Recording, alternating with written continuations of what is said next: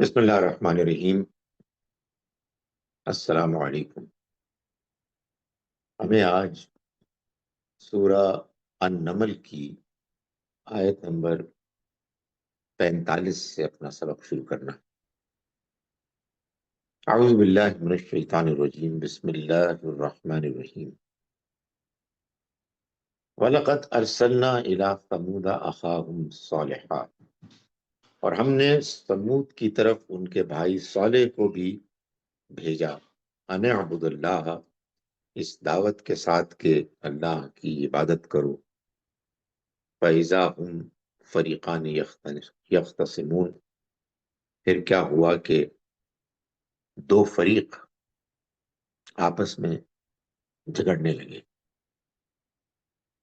اور ہم نے بھیجا سمود کی طرف، یعنی یہ جو پیچھے سے بات بیان کی گئی ہے اس سے اللہ تعالیٰ جوڑ رہے ہیں، اور یہ بیان فرما رہے ہیں کہ جیسے اس سے پہلے داستان بیان ہوئی سلیمان علیہ السلام کی، اور اس داستان میں یہ بات بیان ہوئی کہ اگرچہ کہ ایک مشرکہ قوم کی مشرکہ تھی، اپنے قوم کی ملکہ،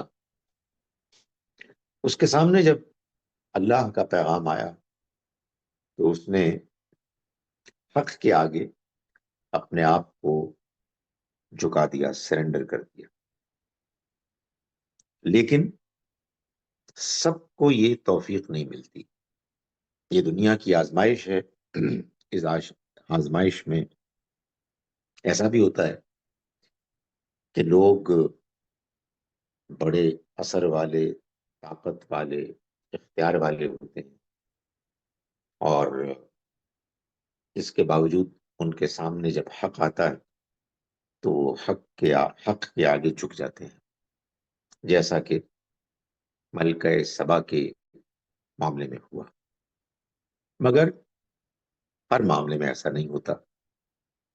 ایسا بھی ہوا بہت کہ جب وقت کے سرداروں، لیڈروں کے سامنے اللہ کا پیغام آیا تو اس کے آگے اکڑ گئے، اور ان کے اکڑنے کی وجہ ان کی طاقت، ان کی دولت اور اثر و رسوخ تھا، جو ان کے لیے ایک رکاوٹ بن گیا، ایک حجاب بن گیا۔ دنیا کی تاریخ ایسے ہی واقعات سے بھری پڑی، اور ہماری زندگی بھی اصل میں اسی طرح کی آزمائش کا ایک بڑا واضح نمونہ ہے۔ تو قرآن مجید اسی کو بار بار بیان کرتا ہے اور اس کی یاد دہانی کراتا ہے کہ ہم کو اسی آزمائش سے گزرنا۔ تو فرمایا کہ وَلَقَدْ أَرْسَلْنَا إِلَىٰ ثَمُودَ أَخَاهُمْ صَالِحًا، اور ہم نے سمود کی طرف ان کے بھائی صالح کو بھیجا۔ قوم سمود قوم عاد کے بعد اسی جزیرہ نما عرب کی ایک قوم تھی کہ جو نمایاں ہوئی۔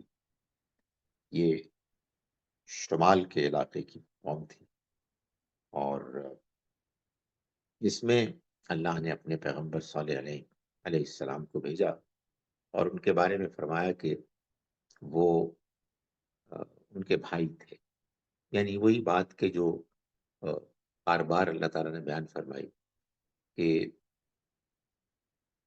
پیغمبروں کو اللہ تعالیٰ انہی کی قوم کے اندر سے برپا کرتا ہے، تاکہ جب وہ لوگوں کے سامنے اللہ کا پیغام پیش کریں تو قوم کے لیے پیغام کوئی اجنبی نہ ہو، ان کے لیے سمجھنے میں کوئی زحمت، کوئی مشکل نہ ہو۔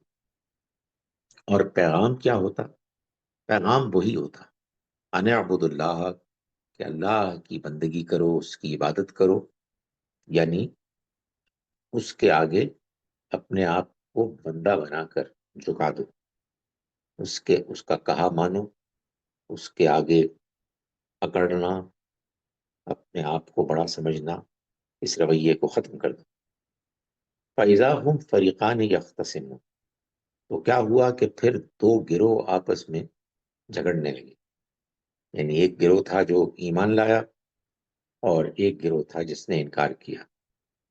وہ آپس میں ظاہر ہے کہ جب اس بات کو ماننے میں ان کے ہاں ایسا اختلاف ہو گیا کہ جو لوگ نہیں مانتے تھے وہ ماننے والوں کے مخالف اور دشمن ہو گئے، تو وہ آپس میں جھگڑنے لگے. قال یا قومی، انہوں نے کہا یعنی صالح علیہ السلام نے، کہ اے میری قوم کے لوگوں، لم تستعجلون بالسیئۃ قبل الحسنہ، تم بھلائی سے پہلے برائی کی جلدی کیوں مچاتے؟ یعنی برائی سے مراد یہاں تکلیف، پریشانی، عذاب، سختی، اور بھلائی سے مراد اس کا الٹ، یعنی آسانی، آسائش، نعمتیں، آسودگی. تو اللہ نے اپنے پیغمبروں کے ذریعے سے ان کی قوم کے لوگوں کے لیے یہ ایک امکان پیش کیا کہ اگر وہ چاہیں اور ایمان لائیں اور اپنے رویے کو ٹھیک کریں تو بحیثیت قوم ان کو دنیا میں بھی بھلائی ملے، اور آخرت کی بھلائی تو اصل ہے کہ جس کے لیے ان کو دعوت دی جا رہی ہے. تو بجائے اس کے کہ وہ اچھائی کو، آسودگی کو، کامیابی کو حاصل کریں، وہ برائی، تکلیف، پریشانی یعنی عذاب کو دعوت دیتے. تو یہ بات انہوں نے کہی کہ اے میری قوم کے لوگوں، کیا وجہ ہے کہ تم کو بات سمجھائی جا چکی ہے لیکن اس کے باوجود تم جس چیز کے بارے میں جلدی مچا رہے ہو وہ برائی ہے، وہ عذاب ہے، وہ پکڑ ہے، اس سے پہلے کہ تمہیں بھلائی ملے. یعنی وہ بھلائی، وہ کامیابی کہ جو تمہارے لیے حاصل کرنا بالکل ممکن ہے لیکن تم اس کی جگہ پر برائی اور تکلیف اور پریشانی کو اپنے لیے پسند کر رہے ہو. لولا تستغفرون اللہ لعلکم ترحمون، تم کیوں نہیں معافی مانگتے اللہ سے تاکہ تم پر رحم کیا جائے. یعنی مطلب یہ ہے کہ اگر تم اپنے گناہوں پر، اپنے رویے پر اللہ سے معافی مانگو تو تم پر رحم کیا جائے گا اور تم پکڑ سے بچ جاؤ گے. لیکن تم اپنی طاقت کے نشے میں، اپنے اقتدار کی پکڑ میں اتنی زیادہ اپنے آپ کو اللہ سے، اس کے پیغام سے دور کر چکے ہو، ماننے کی توفیق سے اپنے آپ کو محروم کر چکے ہو کہ اب معلوم ہوتا ہے کہ تم کو اس بات کی جلدی ہے کہ تم کسی طرح سے وہ عذاب کے جو منڈلا رہا ہے تمہارے اوپر اور انکار کرنے والوں پر ہمیشہ آتا ہے، وہ تمہیں جلد مل جائے. عجیب بات ہے، تعجب کی بات ہے. قالوا طیرنا بکا وبمن معک، انہوں نے جواب دیا کہ ہم نے تو تم سے اور تمہارے ساتھیوں سے نحوست پائی. یعنی تم کیا اچھائی کی، کیا کامیابی کی ہم کو دعوت دے رہے ہو. تم نے جب سے دعوت شروع کی ہے اور دو چار لوگ جو تمہارے ساتھ ایمان لائے ہیں، تمہارے موجودگی کی وجہ سے ہمارے معاشرے میں تکالیف، پریشانیاں یہی ہم نے دیکھی ہیں. تو معلوم ہوتا ہے کہ یہ ایک نحوست ہے تمہاری کہ جو ہم پر نازل ہو گئی. یہ ان کے نظریات تھے کہ وہ جھوٹے خداؤں کو مانتے تھے اور ان کا خیال یہ تھا کہ اگر کوئی تکالیف، پریشانیاں آتی ہیں تو اصل میں ان خداؤں کے ناراض ہونے کی وجہ سے آتی ہیں، اور جو اس کا ذریعہ بنتے ہیں وہ اصل میں منحوس ہوتے ہیں. اور ان کی یہ نحوست ہے کہ جو ان معبودوں کو غصہ دلاتی ہیں. اصل حقیقت یہ ہے کہ جب اللہ کے پیغمبر اللہ کی طرف سے جو پیغام ان کو ملتا ہے اس کی دعوت دیتے ہیں تو اللہ تعالیٰ ان لوگوں کو کہ جو ماننے سے گریز کر رہے ہوتے ہیں، اپنی اکڑ کی وجہ سے، اپنے دنیا میں بہت زیادہ آگے پڑھ کر مشغول ہونے کی وجہ سے اللہ تعالیٰ ان کے اندر نرمی پیدا کرنے کے لیے، ان کو احساس دلانے کے لیے انہیں مشکلات میں مبتلا کرتا ہے۔ تو بجائے اس کے کہ وہ اللہ کے آگے گڑ گڑائیں، نرمی کا رویہ اختیار کریں، وہ ان تکلیفوں کو، ان سختیوں کو پیغمبر اور ان کے ساتھیوں کی نحوست قرار دیتے ہیں۔ تو یہ وہ بات ہے کہ جو صالح علیہ السلام کے مخالف منکرین نے کی۔ قالوا طائرکم عند اللہ، انہوں نے جواب میں کہا کہ تمہاری نحوست تو یہ سب اللہ کے پاس ہے، یعنی اس کا ہم سے کیا تعلق ہے، یہ تو اللہ کی طرف سے تم کو سب نحوست آئی ہے۔ بل انتم قوم تفتنون، بلکہ اصل حقیقت یہ ہے کہ تم وہ لوگ ہو کہ جو آزمائے جا رہے ہو، یعنی یہ دنیا میں جو کچھ بھی ہے یہ اصل میں ایک امتحان ہے، اور وہی ہے کہ جو فیصلہ کرتا ہے کہ کس کو کس امتحان میں مبتلا کرنا ہے۔ اور وہ دیکھتا ہے کہ جب کسی کے پاس پہلے فراوانی ہوتی ہے اور پھر وہ تنگی میں مبتلا ہوتا ہے تو وہ کیا رویہ اختیار کرتا ہے۔ یہ اس کا دستور ہمیشہ سے رہا ہے، وہی اس کا فیصلہ اب تمہارے سامنے بھی آ گیا ہے۔ تو اگر تم اس کو نہیں سمجھ پا رہے اور اس کو ہماری نحوست قرار دے رہے ہو تو یہ تمہاری بدنصیبی ہے، اس لیے کہ اصل میں تو بات یہ ہے کہ تم آزمائے جا رہے ہو، یہ جو کچھ بھی ہے یہ تمہاری آزمائش ہے۔ فرمایا کہ وَكَانَ فِي الْمَدِينَةِ تِسْعَةُ رَهْطٍ، اور اس شہر میں 9 سردار تھے، یعنی 9 جتھے تھے اور پھر ان کے سردار تھے۔ یفسدون فی الارض، جو زمین میں فساد پھیلاتے تھے، ولا یصلحون، اور وہ اصلاح نہیں کرتے تھے، یعنی بجائے اس کے کہ ان کو جو لیڈرشپ ملی اس لیڈرشپ سے وہ کے ذریعے سے وہ کام کرتے جس میں انسانوں کا بھلا ہوتا، آپس میں لوگ مل جل کے رہتے، اور دنیا کی زندگی میں جو انسان کو آسانیاں، ترقیاں حاصل ہونے کی جو امکانات ہیں ان کو وہ تلاش کرتے، بجائے اس کے کہ وہ یہ کرتے وہ زمین میں فساد مچاتے۔ ظاہر ہے کہ ایک دنیا کی زندگی گزارنے کا طریقہ وہ ہے کہ جس میں انسان معقول رویہ اختیار کرے، اپنی بھلائی چاہے تو دوسروں کی بھی بھلائی چاہے، کسی کو اپنا مد مقابل سمجھ کے اس کو نہ کمتر سمجھے، نہ حسد کرے، نہ ان کے لیے راستے روکے۔ لیکن بدقسمتی سے دنیا میں جب انسان کو طاقت ملتی تو وہ اپنی طاقت کا غلط استعمال کرتا، اور وہ جو اللہ کی طرف سے کچھ اصول ہیں انسان کی فطرت میں بھی طے، جن اصولوں کو اللہ تعالیٰ نے پھر اپنے کلام کے ذریعے سے مزید نمایاں کیا، ایمفسائز کیا ہے، ان کو توڑنے لگتے، رشتہ داریاں توڑتے ہیں، عہد معاہدے توڑتے ہیں، اور بد اخلاقی کو پھیلاتے ہیں۔ تو فرمایا کہ یہی حال تھا اس شہر کا بھی جس میں صالح علیہ السلام گئے، اس میں 9 لیڈرز تھے اپنے اپنے گروہوں جتھوں کے، وہ زمین میں فساد مچاتے تھے اور اصلاح نہیں کرتے تھے۔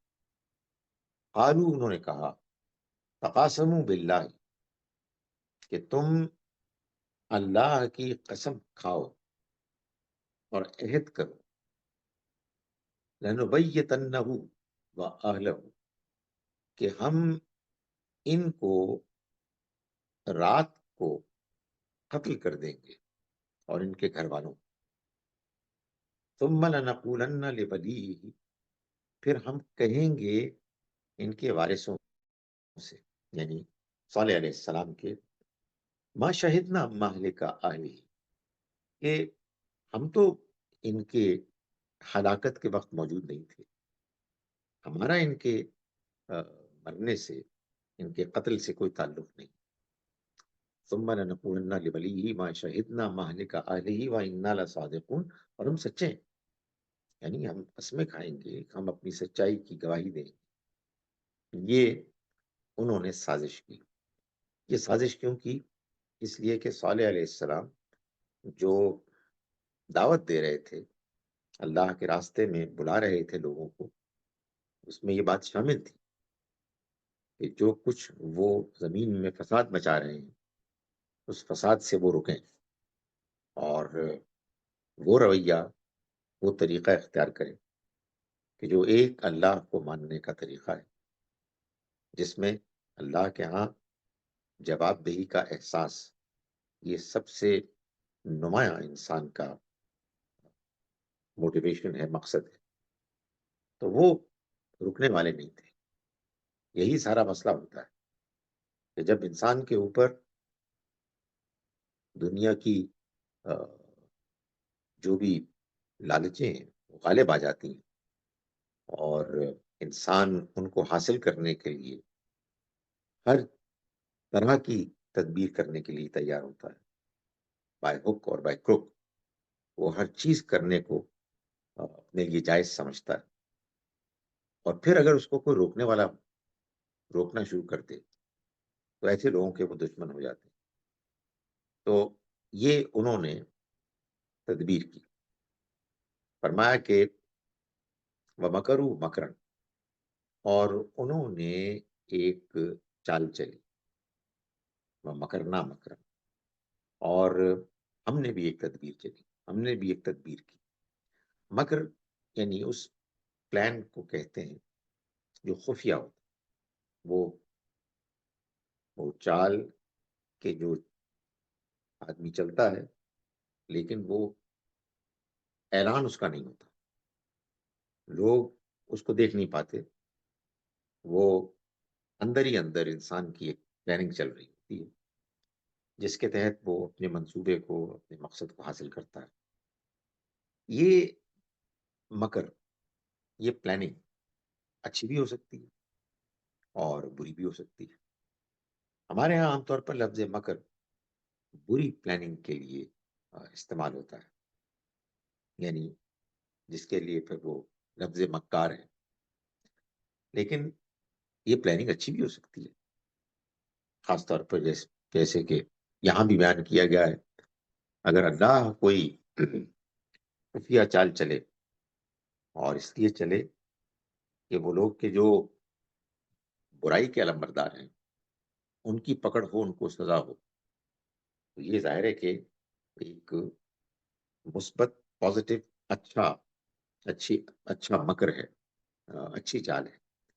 تو فرمایا کہ انہوں نے ایک خفیہ تدبیر کی، اور ہم نے بھی ایک تدبیر کی خفیہ.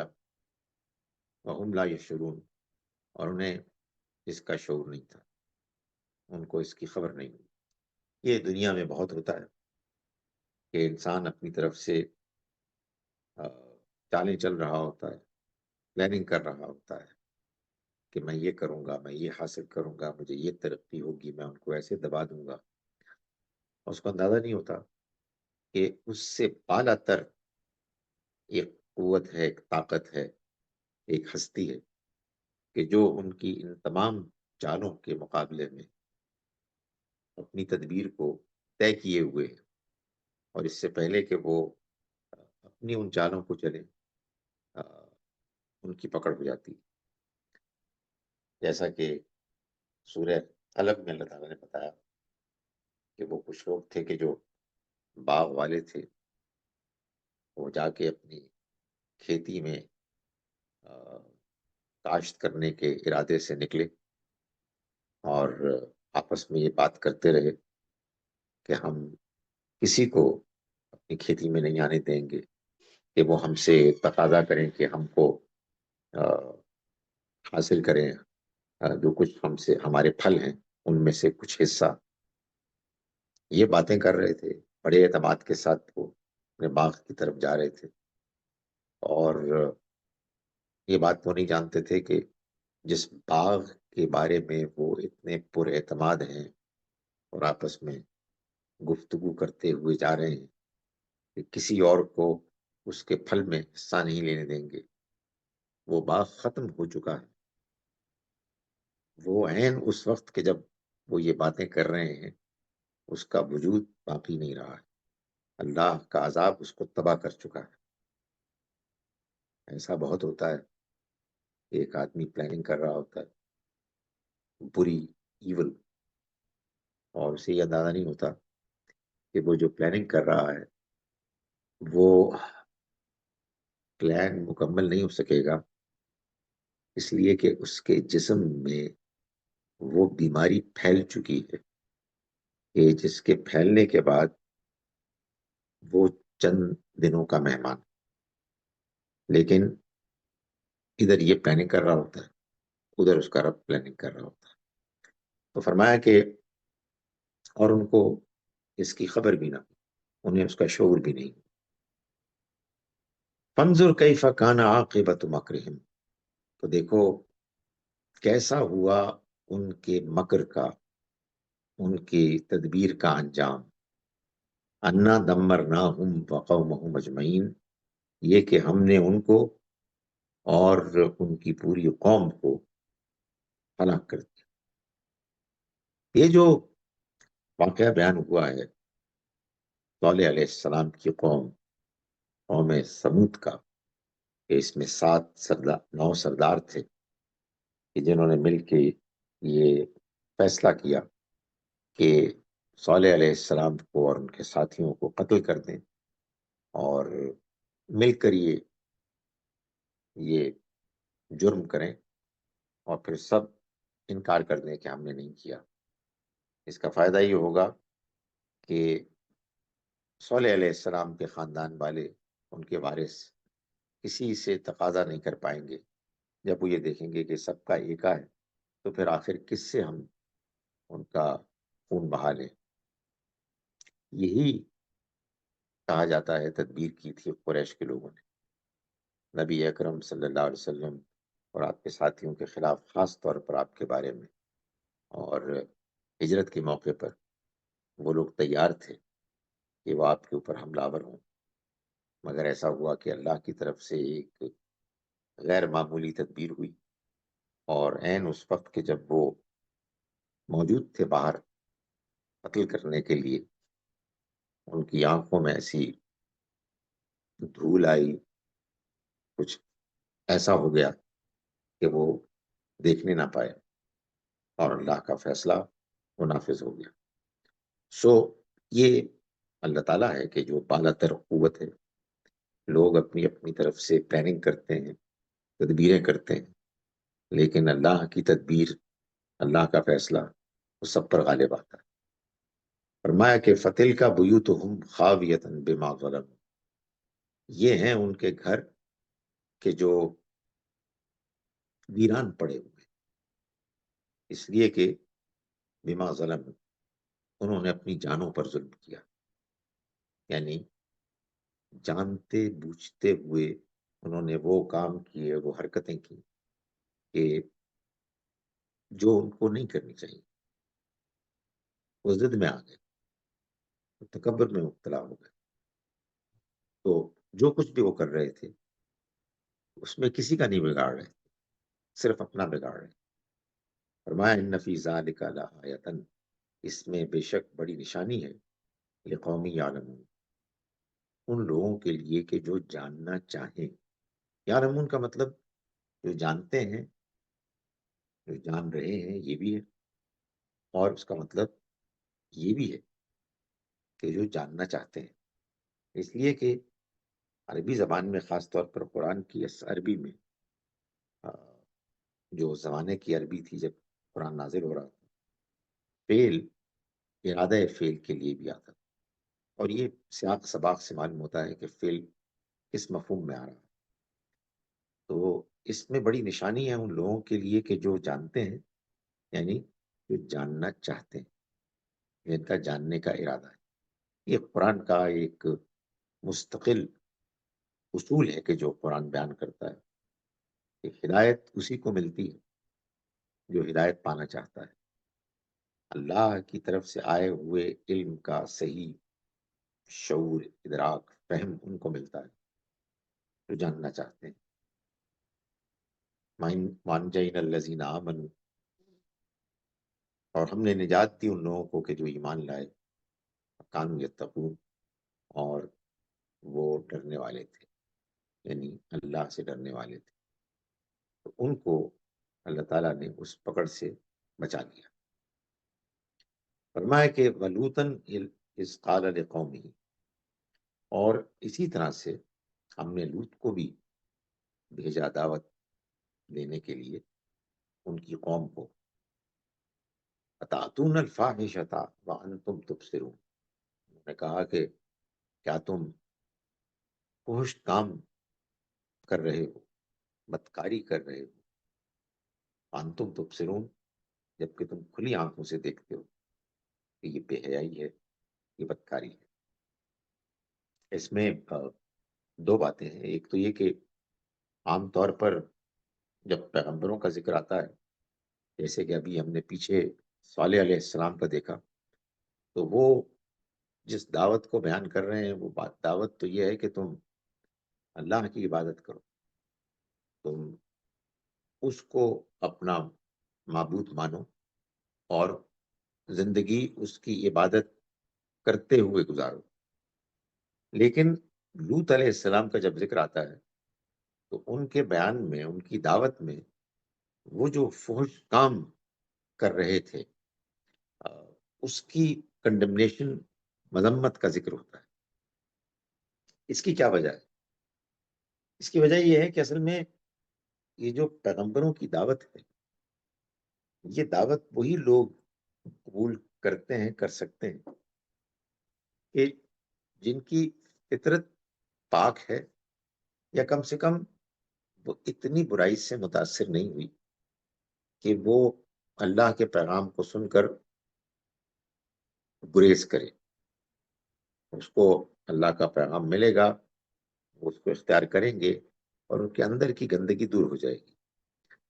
لیکن اگر کوئی ایسی گندگی ہے کہ جو اتنی زیادہ نمایاں ہے کہ جس کے بعد اللہ کے پیغام کی روشنی اندر داخل ہو ہی نہیں سکتی، تو پھر سب سے پہلا کام تو وہی کرنا ہوگا کہ اس گندگی کو دور کیا جائے، اس کے بارے میں لوگوں کو احساس دلایا جائے، انہیں یہ بتایا جائے کہ وہ جو کام کر رہے ہیں وہ اللہ کی دی ہوئی فطرت اور اس کی طرف سے آئے ہوئے پیغام دونوں کے خلاف ہے.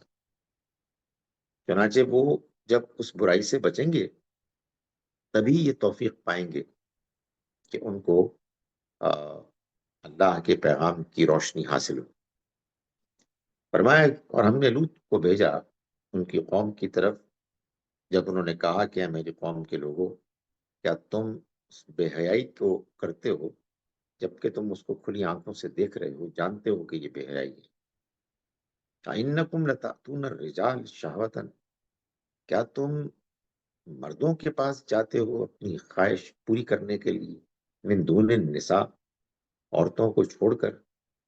بل انتم قوم تجہلون، تم پر افسوس ہے، بلکہ تم ایک جاہل قوم، یعنی تم بالکل ہی اندھے ہو گئے، جہالت میں مبتلا ہو گئے.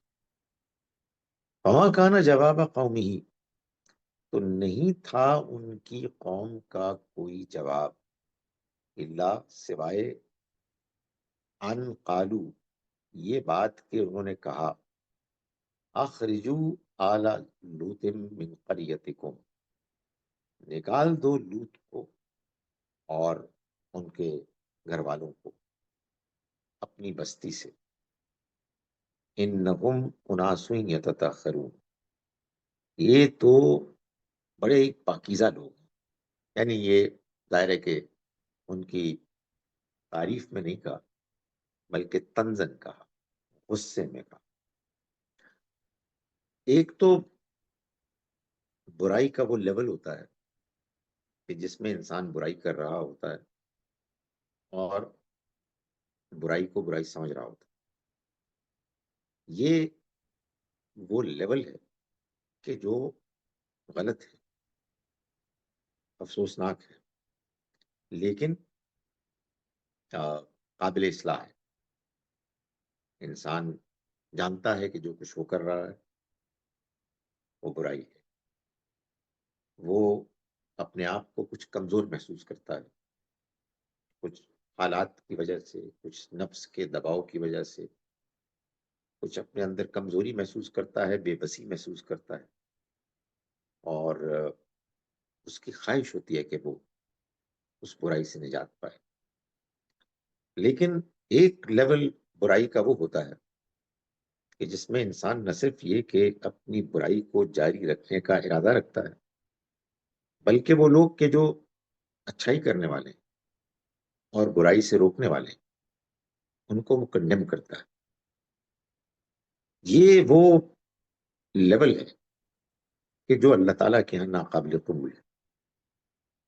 یہ وہ رویہ ہے کہ جو اصل میں اللہ کے خلاف بغاوت ہے، اور اللہ تعالیٰ اپنے خلاف بغاوت کرنے والے لوگوں کو کسی صورت بھی پسند نہیں فرماتا۔ جو لوگ اللہ کے دین کی دعوت دیتے ہیں ان کو بھی یہ چاہیے کہ وہ بھی لوگوں میں فرق کریں۔ برائی برائی ہے، برائی کو کبھی بھی آپ ایکسپٹ نہیں کریں گے، لیکن برائی کرنے والوں میں آپ فرق کریں گے، اور جن لوگوں کے اندر برائی کے برے ہونے کا احساس ہے ان کو بہرحال موقع دیا جائے گا، دعوت دی جائے گی، ان کے لیے اچھا ماحول فراہم کیا جائے گا، اور اس طرح سے ان کو اندھیروں سے نکال کر روشنی کی طرف لایا جائے گا۔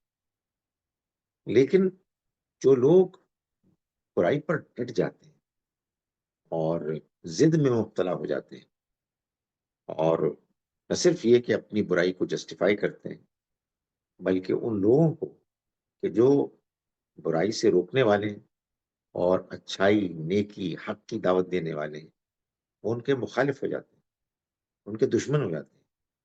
یہ وہ لوگ ہیں کہ جو پھر اللہ کے ہاں بالآخر اس دنیا میں بھی اور آخرت میں بھی سزا کے مستحق بنتے ہیں۔ ظاہر ہے کہ پیغمبر جب دعوت لے کے آتے ہیں تو وہ تو گویا کہ ایسی روشنی لے کے آتے ہیں کہ جو ہر چیز کو واضح کر دیتی ہے، اور ان کے مقابلے میں جو لوگ مخالفت کر رہے ہوتے ہیں وہ ان کی مخالفت، ان کی برائی، ان کا اندھیرے میں ہونا بالکل نمایاں ہو جاتا ہے۔ اب یہ ممکن ہے کہ کوئی شخص اپنی کمزوری کے ساتھ کچھ عرصے آگے چلتا ہے اور وہ پیغمبروں کی دعوت کو بھی سن رہا ہوتا ہے، اور خواہش اس کی یہی ہوتی ہے کہ میں برائی سے بچوں، تو اللہ تعالیٰ توفیق دیتے ہیں۔ لیکن جو لوگ تکبر میں مبتلا ہو جائیں، جو لوگ ضد میں آ جائیں، جو لوگ اچھائی کی، اچھے پیغام کی مخالفت کریں، وہ گویا کہ اس نقطے تک، اس پوائنٹ تک پہنچ جاتے ہیں کہ جو نقطہ، جو پوائنٹ آف نو ریٹرن ہوتا ہے۔ فرمایا کہ یہ قوم لوط اسی طرح کے لوگ تھے، یعنی وہ باقاعدہ لوط علیہ السلام اور ان کے ان ساتھیوں کا کہ جو خود اپنے آپ کو پاک رکھے ہوئے تھے اور انہیں برائی سے روک رہے تھے، کا مذاق اڑاتے۔ اسی لیے بے جا مذاق اڑانا کسی کا، یہ اللہ تعالیٰ کو پسند نہیں ہے، اس لیے کہ اس کے نتیجے میں انسان کے اندر وہ بے حسی پیدا ہو جاتی ہے کہ جس کے بعد انسان کا احساس مر جاتا ہے، اور انسان اپنی برائی کو جسٹیفائی کرنے کے لیے یہ طریقہ اختیار کرتا ہے۔ آپ کو کسی سے اختلاف ہے، آپ اپنے اختلاف کو بیان کریں، دلائل کے ساتھ بیان کریں، نرمی کے ساتھ بیان کریں۔ سچی بات یہ ہے کہ جتنا اختلاف شدید ہے اتنا لہجہ نرم ہونا چاہیے، لیکن اگر آپ اپنے سے اختلاف رکھنے والوں کو نیچا دکھانے کے لیے ان کا مذاق اڑانا شروع کر دیں، تو اس کا مطلب یہ کہ آپ پھر اتنے گر چکے ہیں کہ سوائے اس کے کہ آپ توبہ کریں، آپ کے اصلاح کا بہت کم امکان ہے۔ فرمایا کہ فَأَنجَيْنَاهُ وَأَهْلَهُ إِلَّا امْرَأَتَهُ، تو ہم نے نجات دی اس کو بھی اور اس کے گھر والوں کو بھی، سوائے اس کی بیوی کے۔ قَدَّرْنَاهَا مِنَ الْغَابِرِينَ، ہم نے اس کو بھی پیچھے رہ جانے والوں میں شامل کر دیا، یعنی وہ بھی اس میں شمار کی گئی۔ اس سے معلوم ہوا کہ اللہ کے ہاں جو انصاف ہے وہ بالکل بے لاگ ہے، اس میں کوئی رشتہ داری، کوئی تعلق داری انسان کے کام نہیں آتی، چاہے وہ ابراہیم علیہ السلام کے والد ہوں، چاہے وہ نوح علیہ السلام کے بیٹے ہوں، چاہے لوط علیہ السلام کی بیوی ہوں، یہ سب اگرچہ کہ عظیم پیغمبروں کے رشتہ دار، قریب ترین رشتہ دار تھے، تعلق والے تھے، مگر ان کو یہ تعلق ان کے کسی کام نہیں آیا۔ اللہ کے ہاں جو چیز کام آتی ہے اس کا وہ انسان کا ایمان ہے، یعنی حق پسندی ہے، اور اس کا نیک عمل ہے، یعنی بااخلاق زندگی کا اہتمام۔ یہ امتحان ایک فیئر امتحان ہے، اس میں کوئی زیادتی نہیں ہے، اس میں کوئی تعلق داری نہیں ہے۔ جس کو اللہ نے آزادی دی اور اس نے اپنی آزادی کا صحیح استعمال کیا وہ کامیاب ہے، چاہے وہ فرعون جیسے گھر میں بھی رہنے والی خاتون ہی کیوں نہ ہو۔ اور جس کو اس آزادی کے استعمال میں برائی زیادہ پسند آئی، باطل زیادہ پسند آیا، تو وہ پھر کسی کا بیٹا، کسی کا باپ، کسی کی بیوی کیوں نہ ہو، وہ اللہ کے یہاں پکڑا جائے۔ فرمایا کہ مَمْطَرْنَا عَلَيْهِمْ مَطَرًا، اور ہم نے ان کے اوپر ایک بارش کی، ہولناک بارش، یعنی پتھروں کی۔ فَسَاءَ مَطَرُ الْمُنذَرِينَ، تو کیا ہی بری بارش تھی وہ جو ان لوگوں کے پر کی گئی جنہیں خبردار کر دیا گیا، آگاہ کر دیا گیا۔ یعنی ایسا نہیں ہے کہ وہ نہیں جانتے تھے، وہ جانتے تھے، مگر اس کے باوجود وہ ضد میں، تکبر میں مبتلا ہو گئے۔ میں ان آیات کا ترجمہ آپ کے سامنے دوبارہ کر رہا ہوں، وہ ترجمہ جو جاوید احمد غامدی صاحب نے کیا ہے۔ ہم نے آج کا سبق سورہ النمل کی آیت نمبر 45 سے شروع کیا۔ ہم شروع کرتے ہیں اللہ کے نام کے ساتھ، جس کی رحمت بے پناہ ہے، جس کی عنایت ہمیشہ کے لیے۔ لیکن یہ توفیق ہر شخص کو نہیں ملتی، یعنی یہ وہاں سے جوڑا گیا ہے جو پیچھے بات ہوئی ملکہ سبا کی، کہ جو ایمان لائی۔ فرمایا کہ یہ ہر ایک کو نہیں ملتی۔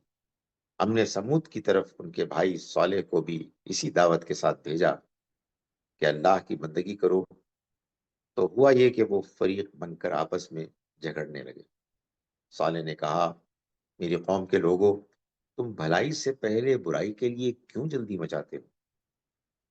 تم اللہ سے معافی کیوں نہیں مانگتے کہ تم پر رحم کیا جائے؟ انہوں نے جواب دیا کہ ہم نے تو تم سے اور تمہارے ساتھیوں سے نحوستی پائی ہے۔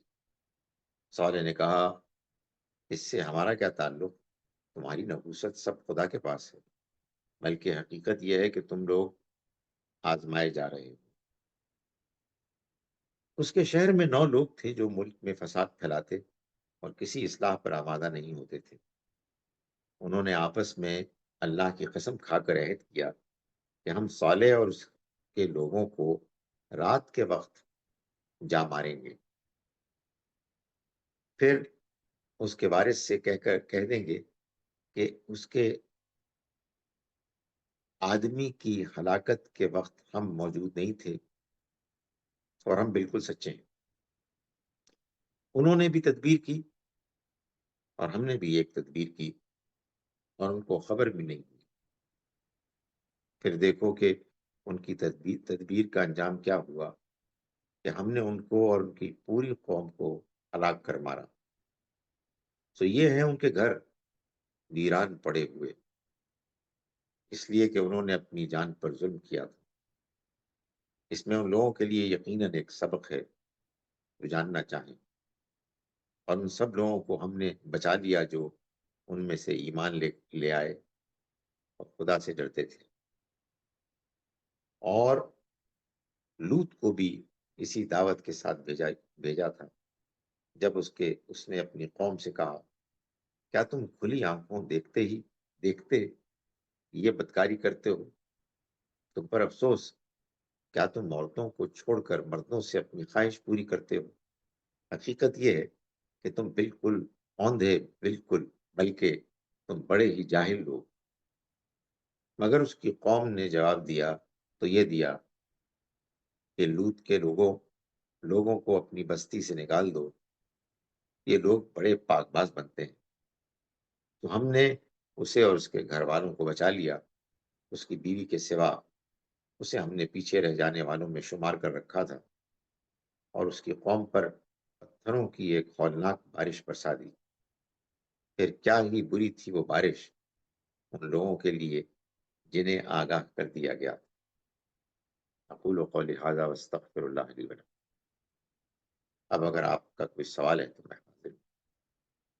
ہینڈ ریز کیجیے. جی صدیقہ صاحب. السلام علیکم. وعلیکم السلام. جو پروفٹ لوط کی جو قوم تھی، ان کا was the biggest sin of theirs homosexuality, or were they also in other ways morally corrupt? دیکھیں، قرآن مجید نے تو ان کی اس ہوموسیکسوالٹی ہی کو نمایاں کیا ہے. جیسا کہ میں نے گزارش کی، اللہ کے پیغمبر جب آتے ہیں تو وہ اللہ کا پیغام لے کر آتے ہیں. وہ پیغام انسان کی فطرت کو اپیل کرتا ہے. وہ فطرت کے جو اللہ نے بنائی ہے، وہ فطرت کے جس کے بگاڑنے کے لیے انسان کے پاس اختیار ہے. انسان جب اس اپنے اختیار کا غلط استعمال کرتا ہے تو اس کے نتیجے میں وہ اپنی فطرت کو محروم کر دیتا ہے اللہ کی روشنی کو پانے سے. اس لیے کہ اللہ کے پیغام کی روشنی قرآن سے معلوم ہوتا ہے، وہ انسان کی عقل اور اس کی فطرت ہی کو اپیل کرتی ہے. اور قرآن نے اس کو بیان کیا ہے نور علی نور کی تعبیر سے، کہ اللہ کی وحی جو ہے وہ ایک روشنی ہے جو انسان کے اندر کی فطرت کی روشنی پر روشنی ہے. لیکن یہ اندر کی فطرت جب تک موجود ہے تبھی وہ باہر کی وحی کی روشنی کو پائے گی. تو انسان اپنی اس فطرت کو بگاڑ دیتا ہے. فطرت کو بگاڑنے کے بہت سے طریقے، جھوٹ بولنا، لوگوں کے ساتھ زیادتی کرنا، بے حیائی کرنا، اور مختلف جو بھی انسان کے اخلاق سے گرے ہوئے رویے ہیں. تو معلوم ہوتا ہے کہ لوط علیہ السلام کی قوم میں خاص یہ بیماری سب سے زیادہ نمایاں تھی، اور وہ اس کو کرتے تھے، کھلے عام کرتے تھے، مجالس میں کرتے تھے، اس کو جسٹیفائی کرتے تھے، اس کی مخالفت کرنے والوں کو کنڈیم کرتے تھے. باقی ان کے ہاں برائیاں بھی ہوں گی، لیکن ان کو قرآن نے بیان نہیں کیا. اور اس لیے بیان نہیں کیا کہ ظاہر ہے کہ قرآن مجید ساری تفصیلات بیان نہیں کرتا. لیکن جب ایک بات واضح طور پر سامنے آ گئی تو اس کے بعد دوسری چیزوں کو ہم خود سمجھ سکتے ہیں، زیوم کر سکتے ہیں. جی طلحہ. السلام علیکم. وعلیکم السلام. سر، میرا سوال اتمام حجت قانون کے ذیل میں ہے کہ اتمام حجت قانون کے اندر کیا یہ کوئی واضح برہان کا آنا لازمی ہے یا حق کا واضح ہو جانا ہی کافی ہے؟ کیونکہ آپ نے جب یہ سورہ نمل کی آیات پڑھی ہیں، اس میں جو محرک بتایا گیا اللہ تعالیٰ کی طرف سے، وہ یہ بتایا گیا کہ انہوں نے صالح علیہ السلام کے قتل کا ناپاک ارادہ کیا، اور اس کے بعد اللہ نے ان کی چال کو ناکام بنایا، ان کے اوپر ایک عذاب مسلط ہو گیا. اور ایسے ہی دوسرے مقام کے اوپر ایک اونٹنی کا ذکر آتا ہے کہ ایک اونٹنی ان کے درمیان چھوڑی گئی، اور جیسے حامدی صاحب کہتے ہیں کہ وہ عام اونٹنی تھی، کوئی جنتی اونٹنی نہیں تھی. تو یہ ایک تھوڑا سا کنفیوژن ہے کہ دو بیانات جو ہیں صالح علیہ السلام کی قوم پہ عذاب کے حوالے سے، کہ ایک تو اونٹنی کا بیان آتا ہے، پھر دوسرے پہ قتل کا بیان آتا ہے. تو وہ بریکنگ پوائنٹ کیا تھا؟ اور اسی زمن میں جو میں آگے بڑھا کے بات کروں گا، اگر اونٹنی ہی تھی جس کے اوپر عذاب کا فیصلہ ہوا تھا، تو یہ کس قسم کی نشانی ہے کہ آپ نے دنیاوی ہی ایک اونٹنی کے اوپر جب کوئی مطلب برہان بنا کے اس کو آپ نے عذاب مسلط کر دیا؟ جی دیکھیں، بات یہ ہے کہ یہ بات جو آپ نے پوچھی کہ اتمام حجت کیا اس کے لیے کسی پیغمبر کا ہونا یا کتاب کا ہونا ضروری ہے؟ دیکھیں، اللہ نے تو ہم کو یہی بتایا ہے کہ رسولوں کے آنے کے نتیجے میں حجت تمام ہوتی ہے، اور اس کے بعد اگر کچھ لوگ انکار پر اڑ جائیں تو یہ ایک اتنا بڑا واقعہ ہے، یہ ایک اتنا بڑا جرم ہے کہ اس کو اسی دنیا میں اللہ تعالیٰ سزا کے نتیجے میں اعلان کر دیتا ہے اس کے بارے میں کہ یہ ناقابل برداشت ہے. اور یہ ایک پیغام دنیا والوں کو مل جاتا ہے کہ یہ دنیا ایک آزمائش ہے، اور آخرت میں حساب کتاب ہوگا. چند نمایاں جرائم کرنے والی قوموں کو ہم نے اسی دنیا میں سزا دے کر اپنے اس اصول کو گویا کہ عملاً بھی دکھا دیا، نافذ کر کے. صالح علیہ السلام کے بارے میں جو اور جگہوں پر اونٹنی کا ذکر ہے اور یہاں اونٹنی کا ذکر نہیں ہے، یہ دونوں آپس میں جو باتیں ہیں یہ متضاد نہیں ہے، بلکہ یہ آپس میں ایک دوسرے کے ساتھ ملا کر، جوڑ کر جب ان کی پوری کہانی بیان کی جائے گی، سمجھی جائے گی، تو اس کو اس میں شامل کیا جائے گا. سو معلوم یہ ہوا کہ جہاں ایک جانب یہ لوگ صالح علیہ السلام کے قتل کے منصوبے بنا رہے تھے، وہاں دوسری جانب اونٹنی کا معاملہ اللہ تعالیٰ اس قوم کے ساتھ کر کے اپنے فیصلے کی تمام شرائط کو پورا کر رہا تھا کہ یہ قوم تباہ و برباد ہو جائے. شاید اللہ تعالیٰ یہ جو فرما رہا ہے کہ ہم نے بھی خفیہ تدبیر کی، اس میں یہ بات بھی شامل ہے. اونٹنی ایک عام معمول کی اونٹنی تھی یا کوئی غیر معمولی اونٹنی تھی؟ آپ سچ جانیے، میں آج تک اس پر واضح نہیں ہوں. مجھے اپنے استاد اور ان کے استاد جو میرے بھی استاد تھے، ان کی یہ بات کبھی بھی 100% طریقے سے سمجھ میں نہیں آئی کہ جو وہ انسسٹ کرتے ہیں کہ یہ کوئی معمولی اونٹنی تھی. مگر میں دوسری بات کو بھی کوئی بہت زیادہ زور دے کے بیان نہیں کر سکتا کہ وہ کوئی غیر معمولی اونٹنی تھی. سو سمجھیں کہ آپ یہ ان سوالات میں سے ہیں کہ جو میرے ذہن میں ابھی بھی ہیں، کیونکہ کم سے کم ایک جگہ پر تو اللہ تعالیٰ نے اس کو ایک نشانی کہہ کے بیان کیا ہے. نشانی نشانی ہوتی ہے، یعنی کوئی عام اونٹنی تو نہیں ہوتی. لیکن ہمارے بزرگ استاد جو بات بیان کرتے ہیں وہ سمجھ لینی چاہیے کہ وہ یہ کہتے ہیں کہ اصل میں اس اونٹنی کی نوعیت یہ تھی کہ جب اس قوم نے انکار کر دیا، اور انکار میں یہ بہت آگے بڑھ گئے، تو اللہ کا طریقہ یہ ہے کہ وہ عذاب نازل کرنے سے پہلے ایک مزید موقع دیتا ہے قوم کو کہ وہ چاہیں تو ایمان لے آئیں. ابھی آپ نے دیکھا کسی قوم سمود کے ڈسکرپشن میں کہ وہ کہتے تھے کہ یہ تم لوگ نحوست لے کے آئے ہو.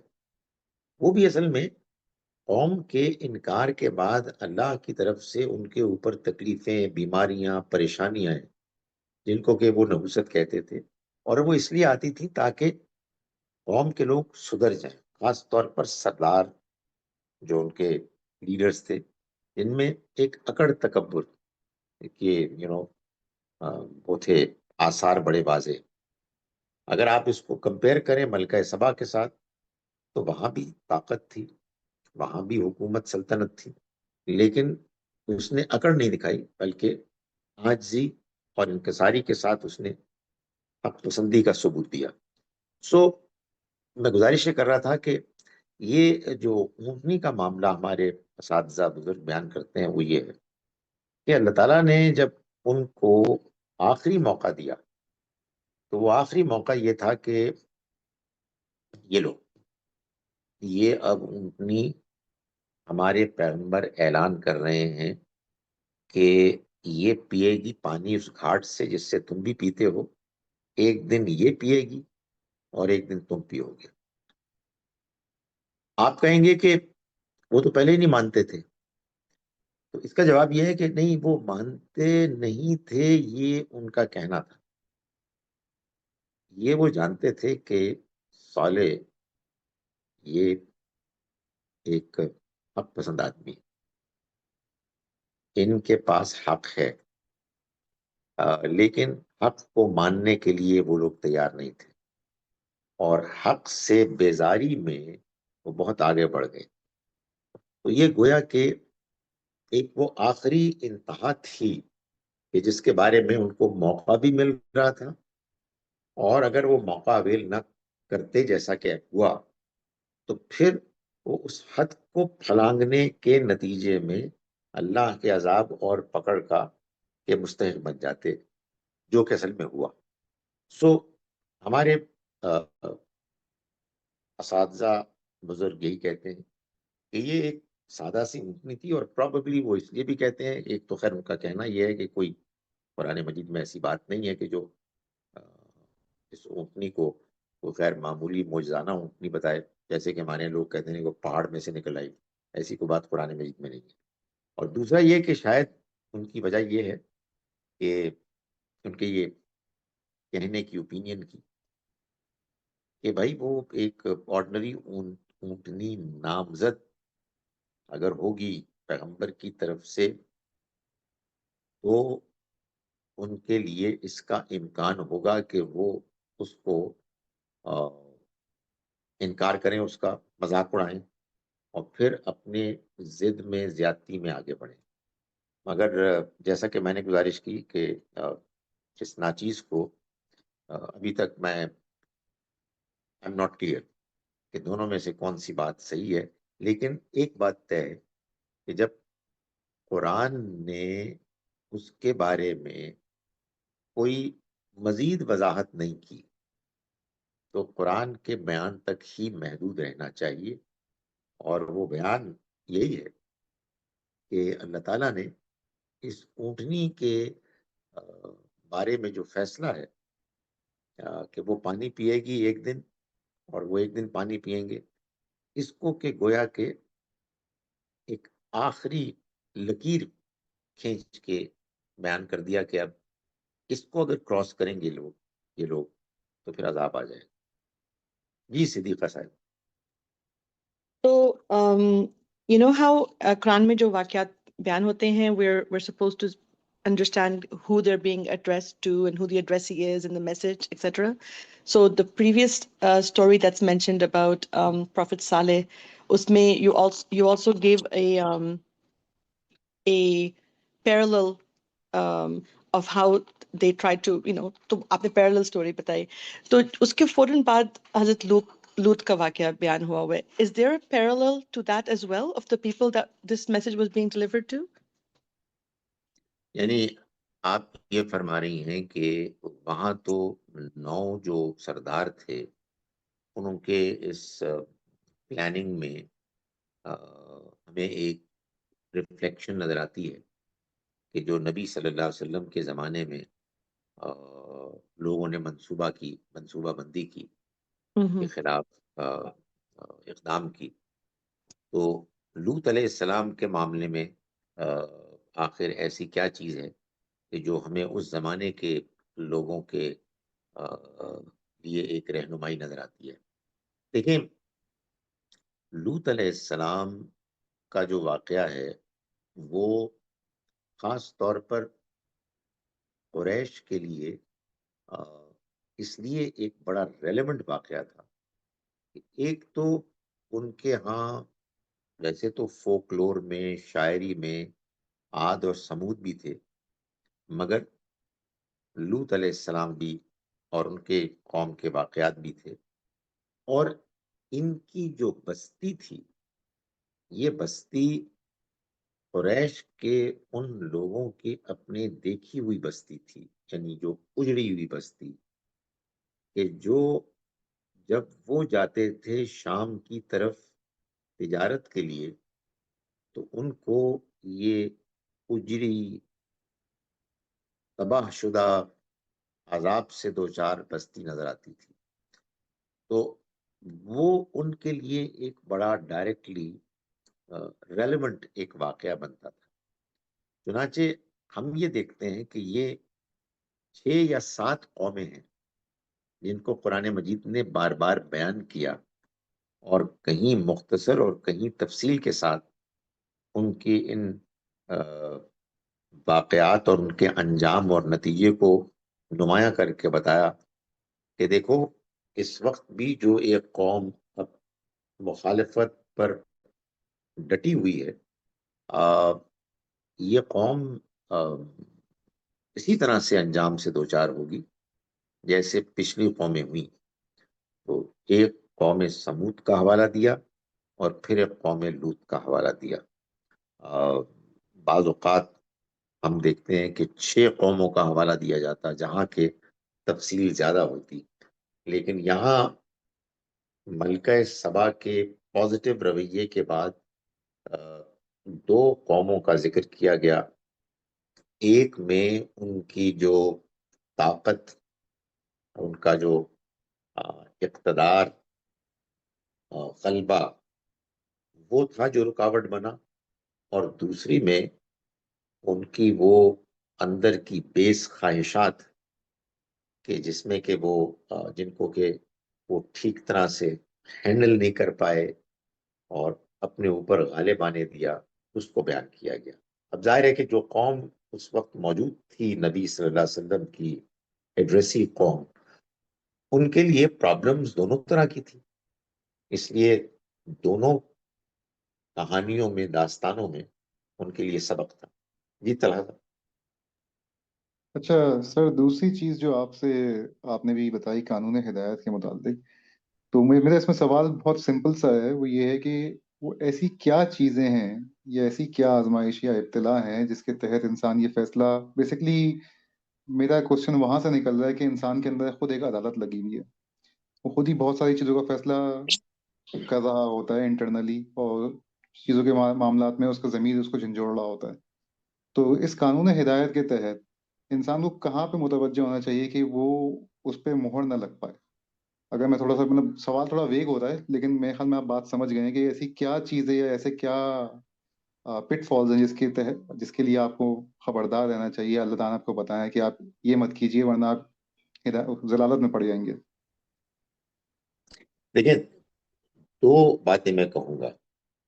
ایک تو یہ کہ یہ جو قانون ہدایت یہ در حقیقت اپلائی اس وقت ہوتا ہے اپنی پورے شان کے ساتھ، تمام پہلوؤں کے ساتھ، جب کچھ لوگوں کے سامنے اللہ کا پیغام صحیح طریقے سے آ جاتا ہے، تو اب یا انسان ہدایت پائے گا، یعنی اس پیغام کے ساتھ اٹیچ ہو کر اس کو مان کر، یا پھر وہ گمراہ ہو جائے گا اس پیغام کو چھوڑ کر، اس کو مسترد کر کے، جب وہ پیغام ٹھیک طرح سے پیش کیا جائے گا۔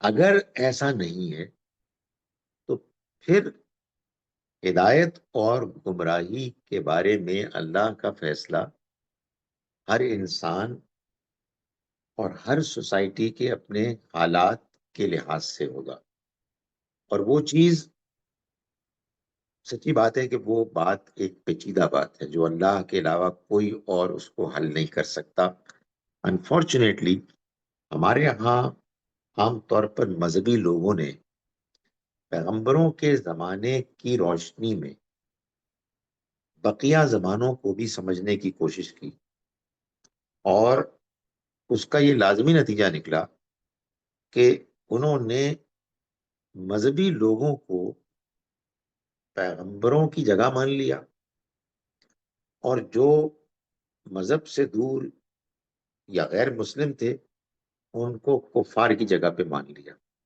جو میں بار بار بیان کرتا چلا آ رہا ہوں ایک بہت بڑا بلنڈر ہے، یہ بات ٹھیک نہیں ہے۔ مگر کمنگ ٹو یور کوشچن، یہ تو میں نے ہدایت کے معاملے میں جو ایک بات کلیئر ہے اس کو بھی، اور ایک جو بات ان کلیئر ہے اس کو بھی بیان کر دیا۔ ان کلیئر سے مراد میرے اور آپ کے لیے رکاوٹیں کیا ہیں جن کو دور کرنے کی ضرورت ہے؟